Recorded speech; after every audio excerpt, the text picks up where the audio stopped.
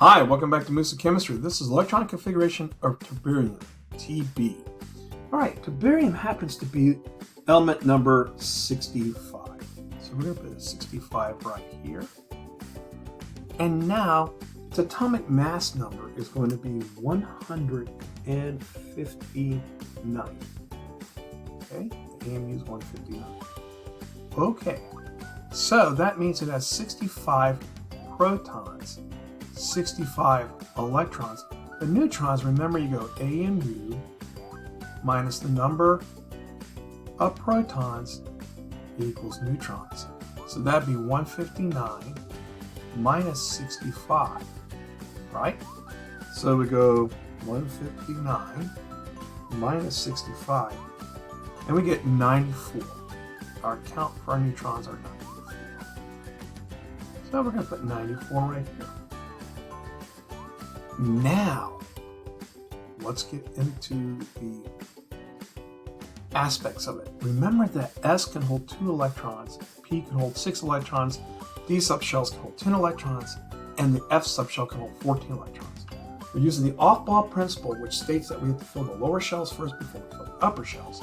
And we're going to use the diagonal rule, which is located here at the far left, with all these orange arrows. We're going to start right here at the top of what I call the slide. And we go down until we run out of electrons.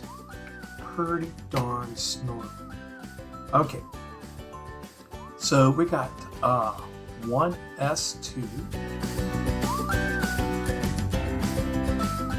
2s2, 2p6, 3s2, 3p6, 4s2, 3d10, 4p6, 5s2,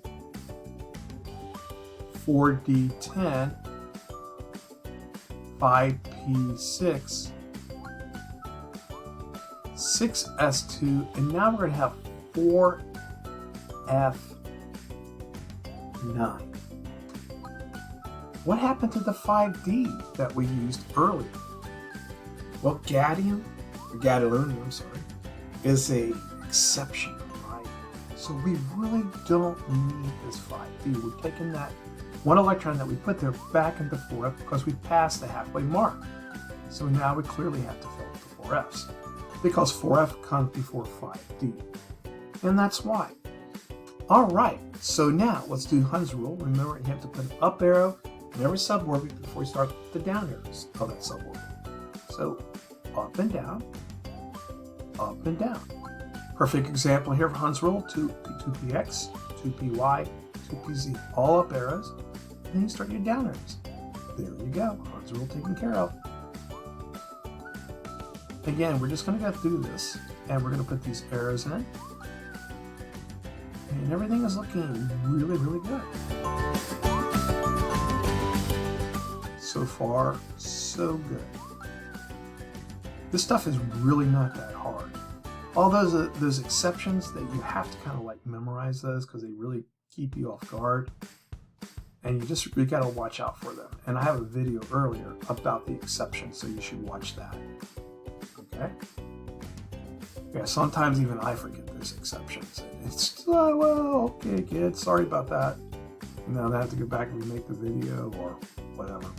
All right, so now we're almost done here. We're getting there. Okay.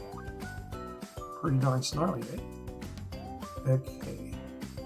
And then now we're going to do 9 of these. 1, 2, 3, 4, 5, 6, 7, 8, 9. Okay. What about this 5D? Well, we just leave it there. It doesn't hurt anything. It's not going to affect us. All right, now, what about our noble gas? Our nearest noble gas is Xe, all right? And that's xenon, so we know that xenon ends in 5p6, right? So xenon's electron configuration is all of that right there, right? For xenon. And so we can eliminate that, and then we put it in numerical order, which would be 4F9, and then 6S2. That was pretty simple. Okay, what about the quantum numbers? Well, TB, all right, yeah, TB is in the F block. It looks like it's in the 6th period, but remember F is n minus 2, so that would be 6 minus 2, which means it'd be 4. So our N energy level is 4. Our L value is going to be 3 because it's in the F block. Now our M value is going to be minus 2. And our last arrow, that's not this one right there, it's this one right here. This was the last arrow right here, down. And it's pointing downward, so that's 1/2 negative. And that's it for our quantum numbers, okay? Well, you guys be snarly, and we'll see you back here at Moosine Chemistry.